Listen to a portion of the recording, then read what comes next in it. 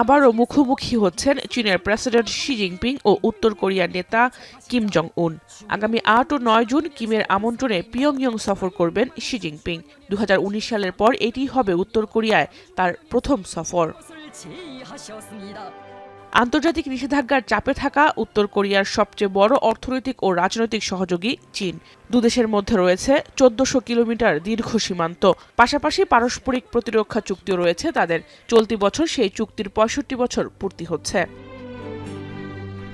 বিশ্লেষকরা বলছেন, সফরের অন্যতম লক্ষ্য হতে পারে দুই দেশের অর্থনৈতিক সহযোগিতা আরও জোরদার করা, নতুন করে সীমান্ত বাণিজ্য বৃদ্ধি এবং চীনা পর্যটক আকর্ষণে বেইজিংয়ের সহযোগিতা চাইতে পারেন কিম জং উন। তবে শুধু অর্থনীতি নয়, বৈঠকের আলোচনায় গুরুত্ব পেতে পারে আঞ্চলিক নিরাপত্তা ও উত্তর কোরিয়ার পারমাণবিক কর্মসূচিও।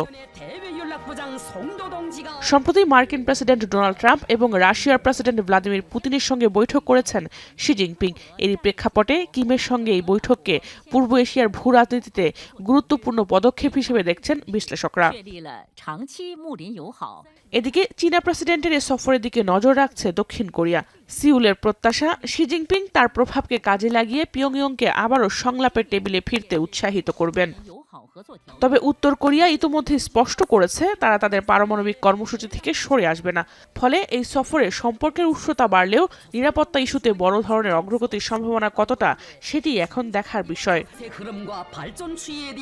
রাশিয়ার সঙ্গে ঘনিষ্ঠতা, যুক্তরাষ্ট্রের সঙ্গে অচলাবস্থা এবং চীনের কৌশলগত স্বার্থ সব মিলিয়ে শি জিনপিংয়ের এই সফর উত্তর পূর্ব এশিয়ার কূটনীতিতে নতুন সমীকরণ তৈরি করবে কিনা সেদিকেই নজর আন্তর্জাতিক মহলের।